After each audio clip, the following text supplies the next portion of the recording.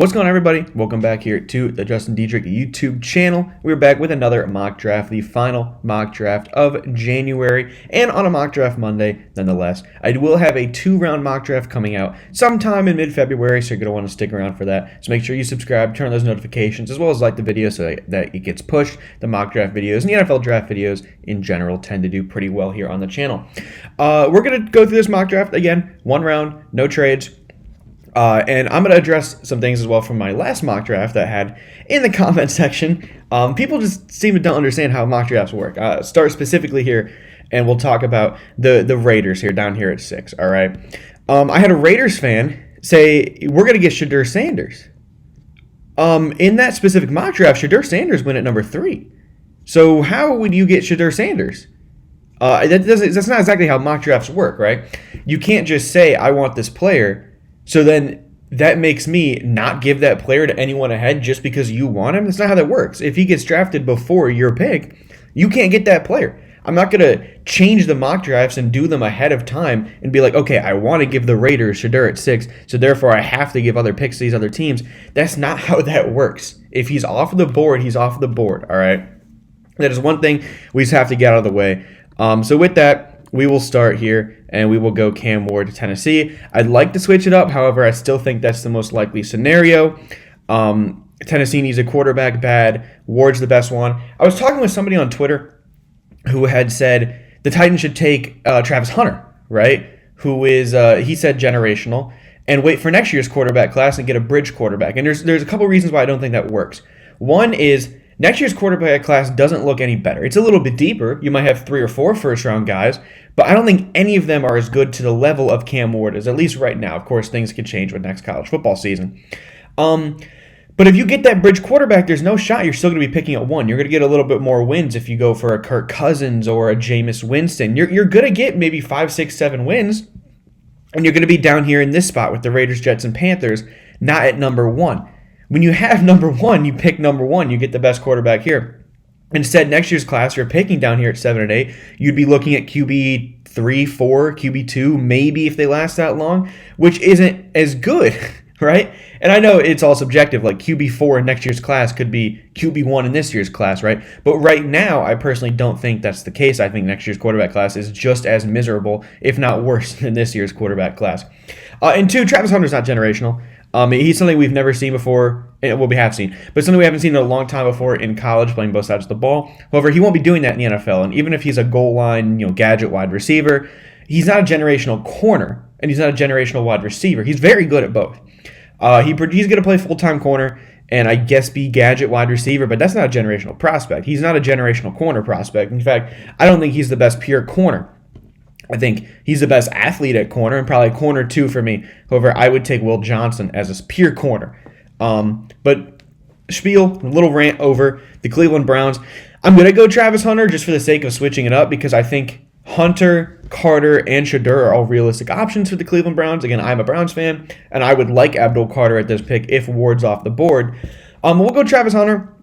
You've paid Denzel Ward. You have Emerson. You have Greg Newsome. So that's why I'm weary of taking Hunter here. But the Browns, at the end of the day, they just need more talent. And I think if you can put Hunter on wide receiver or offense for 20 snaps a game and then have him play full-time corner on the other side of Denzel Ward, that's a pretty solid formula. Of course, I wouldn't be mad as a Browns fan with Hunter or Carter. I really want either Ward, Hunter, or Carter. I don't really want Shedeur as a Browns fan. But the Giants are going to get Shedeur again. I did this in the last mock, but it just makes too much sense. He's made it very clear he wants to play for the New York Giants. They need a quarterback very badly. If Shedeur's there at 3, I don't see the Giants doing anything else. I've talked a lot about Shedeur and Ward. Really, Shedeur, what's sets him aside is his accuracy, but everything else is kind of the arm talent's just okay. He's not an elite athlete. I definitely don't think all this offensive line made him look bad talk. It's the opposite way around. Shedeur Sanders held the ball for way, way, way too long and took awful sacks, which made his offensive line look bad. They weren't actually as bad as as people think. The numbers don't say so, at least. Patriots at 4. I just don't think Abdul Carter makes it out of the top 4, even though it's not necessarily the biggest need for the Patriots. He's too good to leave. Too good to leave on the board past this spot. I do think he's a top 3 pick, however, in this scenario. Or at least he's a top 3 talent, at least in this scenario. He lasts a 4. Incredible athlete. Patriots are going to find ways to utilize him on that defense. Jags at 5. Pretty sure I went Will Johnson or Travis Hunter here last time because I had him fall a little bit. We're going to go Mason Graham. You just got to beef up that interior, and I think Mason Graham is the best interior defensive lineman in the class. Of course, Abdul Carter's the edge. And then that leaves us with the Raiders at 6. And I had some Raiders fans in the last mock draft really mad about Ashton Jeanty. They're like, we don't take BPA anymore. That's our old GM's thing. Here's what I'll tell you, right? Pete Carroll is now your head coach. As of filming this, about like half an hour ago, he was hired. And Pete Carroll tends to be a little bit of a wild drafter. So maybe you're right, you won't go BPA, right? I still think Ashton Jeanty would be a great pick for you all. But in that case, we're going to switch it up, and we're going to go with Malachi Starks. Because what does Pete Carroll like? Safeties. What did he have a lot of in Seattle? Safeties. You think about Cam Chancellor, Earl Thomas, Quandre Diggs, Jamal Adams. All those guys were Pete Carroll guys, right? He loves his safeties. And I think he's going to get a really dynamic player and a top 5 player talent-wise in Malachi Starks there. The Jets, I think you go wide receiver because I don't know what the future is with Garrett Wilson. Will he ask for a trade? Devontae Adams is up there in age. So let's go with Ted McMillan. You can put him on the outside. I think Wilson and Adams can kind of rotate in slot, or if you even wanted to for a couple plays, you probably wouldn't do this full time. Put Ted Arroyo McMillan in the slot. It's just kind of a big slot option. Can cause a mismatch there, but he's really, really good. I have questions about the effort sometimes on tape as well as separation, but he's a really, really solid prospect, and I think wide receiver 1 in this class. Panthers, we tend to kind of give them corner a lot with Will Johnson here. I think we're going to switch it up. Ooh, PFF has changed their board a little bit. Mike Green being all the way up here at 11 is new. I haven't been on PFF in a minute. But we're going to go with edge. We're going to go Michael Williams here from Georgia. I think he's going to be higher than what people expect. He's a freak athlete. Really, really solid. Kind of that speed to power type edge rusher. And Carolina just needs to get more talented on the defensive end as a whole. So we'll go Michael Williams out of Georgia for them. The New Orleans Saints, I'm pretty sure I did this last time. We're going to go Luther Burden. I think he's got a case for wide receiver 1. Kind of bad QB play this year from Missouri hindered his stats, or at least his production. But he's great in the slot. Really, really good with the ball in his hands. Great yards after catch guy. And I think New Orleans honestly just needs more weapons. I mean, yeah, you like Chris Olave. Kamara's there. Rashid Shaheed was good before he got hurt. But you need more pass catchers. So we go Luther Burden. And now, with new head coach Ben Johnson for the Chicago Bears, Ashton Jeanty makes so much sense. I've been giving Will Campbell there, or at least offensive line, for so long. However, Ben Johnson loves running backs, right? He had Jahmyr Gibbs and David Montgomery and DeAndre Swift, all those guys in his time there at Detroit. So they need a really prolific running back, and Jeanty is the best running back in the class and a top 5 player in the class for me. So Chicago there, I think now that's his new floor. Before it was Dallas. However, I think Chicago is going to target Jeanty heavily. This leaves San Francisco with a pretty easy pick for me. We go Will Campbell. They just need upgrades all across the offensive line. With the arm length, of course, Campbell is projected to go inside to guard. However, I think he can stick at tackle with some scheming. He's not going to be able to be on an island tackle with the arm length. But you can versatile. He's got the versatility. You can move him around. I think he'd be full-time guard there in San Francisco. They just need more upgrades across the offensive line. They had a very, very disappointing season this past year, so they're going to look to bounce back. Just give Brock Purdy some more time to throw the ball. Now we get Dallas at 12, and this is tough because you no longer have Jeanty and you no longer have the top 2 wide receivers on the board. Where exactly do you go? Jerry Jones is probably pissed. He's probably looking to trade down at this point, to be honest. However, in this scenario, we cannot do trades. So let's take a look. You're not going to go running back. You're not going to go Hampton, or Scadaboo's ranked way too high here. He's not a top 60 player. You're not going to go.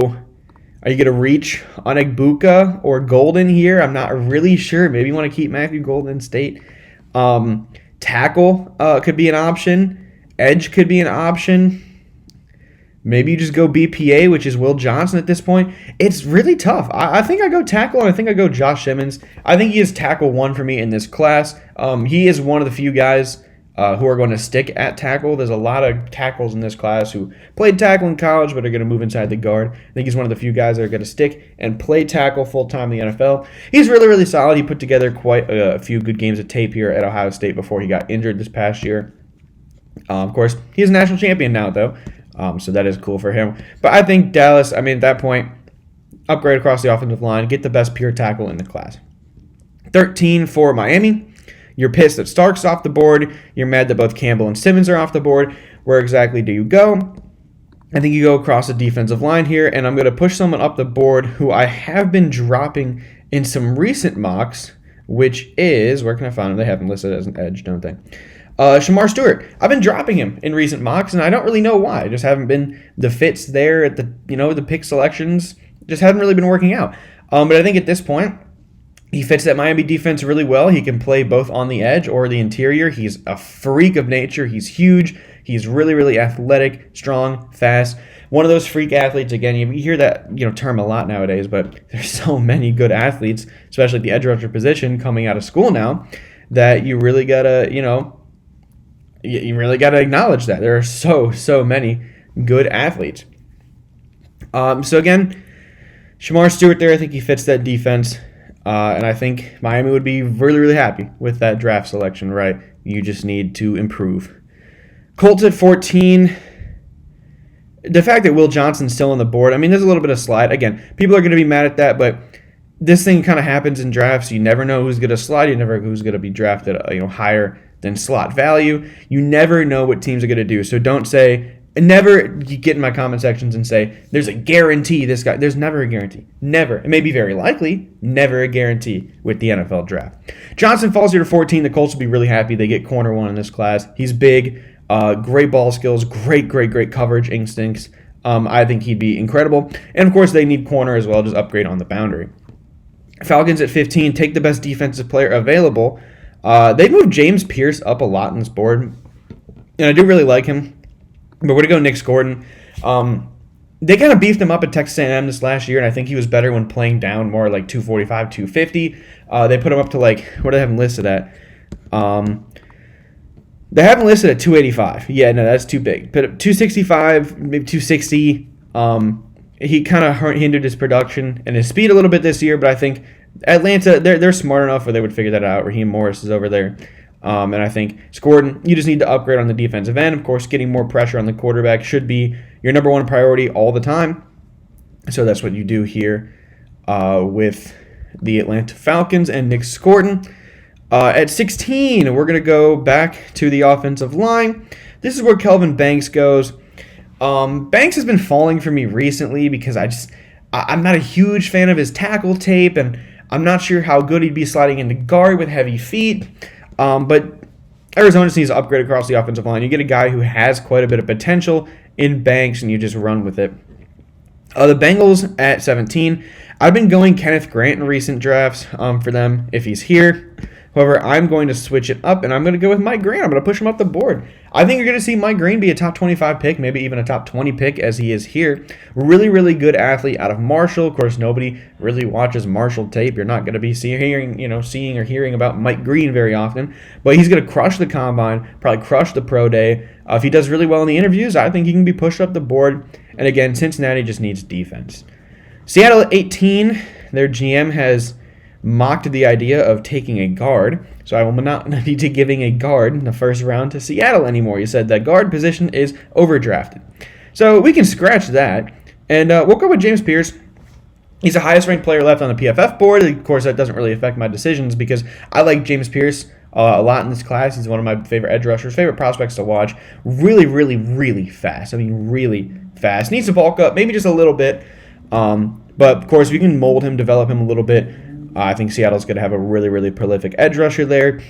Bucks at 19. They've been a tough team for me for quite a while. Not entirely sure where I want to go with them right here. Of course, we do all this live. I don't, pre-draft anything at all. So where do we look? Let's look at linebacker. We don't push linebacker up the board too much, but when you really think about it, they don't have many there. Devin White didn't work out. He's off the team. Lavonte David's getting up there. Let's go Jahad Campbell. I think you're going to see him going in the top 20.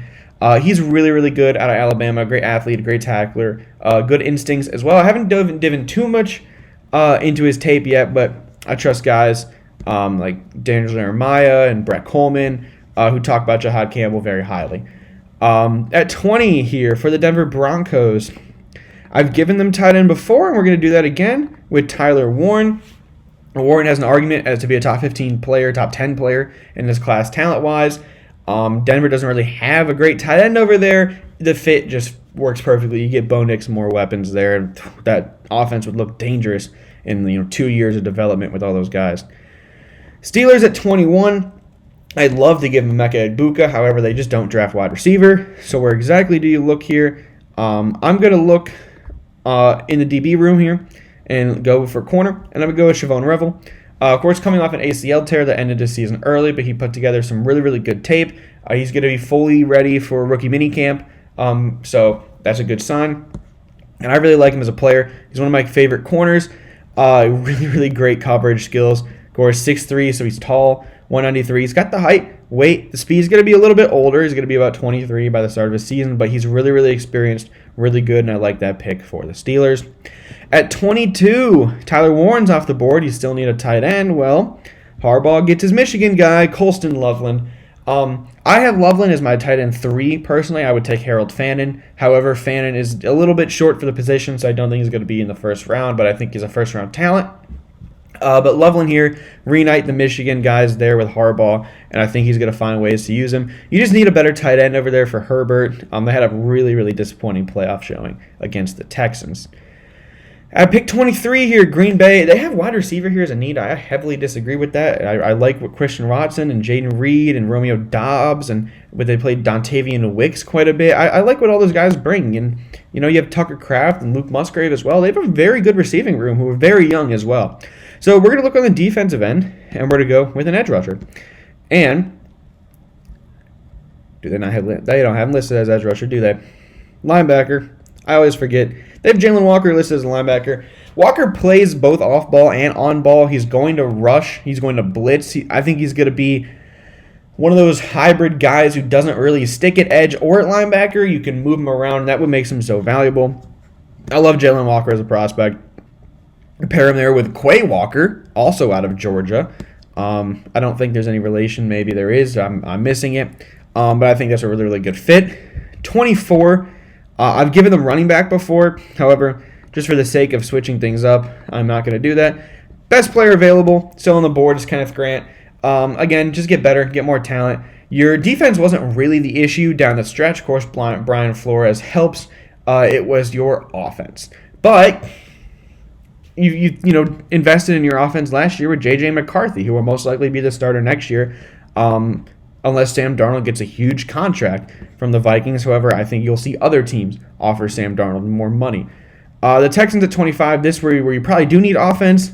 And someone has said in the comments, wide receiver. And I initially was like, well, they have Diggs, and you have Tank Dell, who when he does come back is really, really good in the slot. You like Nico Collins. However, that Dell injury is significant, and he's not going to be back for a while. Who could take a place in the slot? It's like Emeka Egbuka. Who threw to Emeka Egbuka in college? C.J. Stroud. I think the fit there, reunite the college, and the college wide receiver and quarterback right there, I think that kind of just works. The fit's there. At 26, the only tackle left on the board who I think can really stick at tackle are Connerly, who I don't think is a first-round talent, and Armand Membu. Of course, Cam Williams would, and I'm not sure I want to push him back up into the first round. Marcus Mbow I don't think is going to. Not Savai Naya. Ursary will, but not this high. The tackle class is not great. We are going to go with Armand Membu here. I think he can stick at tackle, and they need an upgrade on the back end of their offensive line. 6'3", maybe a slight bit short, but he has the arm length, he has the weight, and he's really young. You're going to be able to develop him, and you just need to get better. They had a solid playoff showing, though. They really did. Props to Matthew Stafford and Sean McVay over there, who really make this team perform better than they probably should be. The Ravens at 27. The Ravens always seem to just get really good players. This is where Matthew Golden falls right into their hands. I do think Golden's going to go in the top 40. Maybe he sneaks his way into the first round like I have here.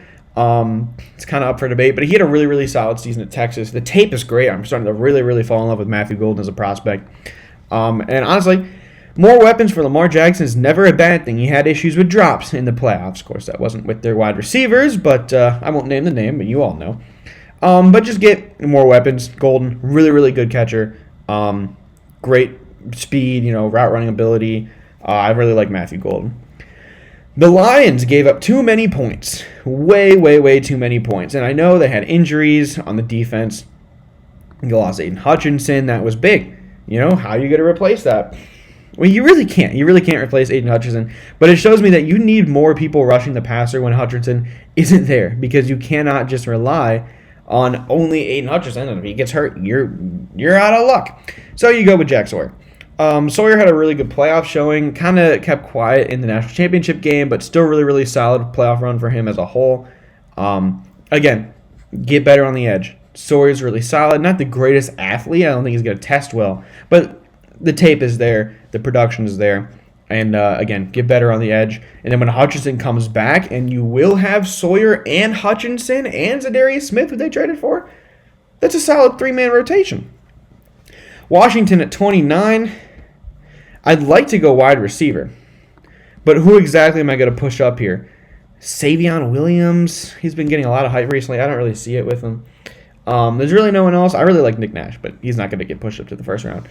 There's really no one else. And then you're maybe going to look at, corner. Of course, a Ron Rivera defense. They love their taller corners. So Ben Morrison at 6 foot doesn't really fit. However, he's really good. Jahdae Barron's short and probably will play safety. I've seen some people push up Azariah Thomas to the first round. I don't really personally see it. I'm going to go with a weird pick. Really weird pick, and I'm going to go running back, and it's going to be Omarion Hampton here. Hear me out first. Eckler's old, and Brian Robinson's good. Hampton's better. You see a lot of these younger teams who are on the edge of competing. Of course, they are competing. They're in the NFC Championship game. Take running backs late in the first because, or at least earlier in the draft, because it can elevate your team even more. A young quarterback and a young running back together with a young team growing, that offense could be nasty next year. And, of course, that would up the threat of Jaden Daniels with the read option. Pull it, give it to Hampton. That'd be a fun offense to watch. The Bills at 30. I think he's the best defensive player available. And in my mind, that is going to be Derek Harmon out of Oregon. You still have Ed Oliver, who's solid.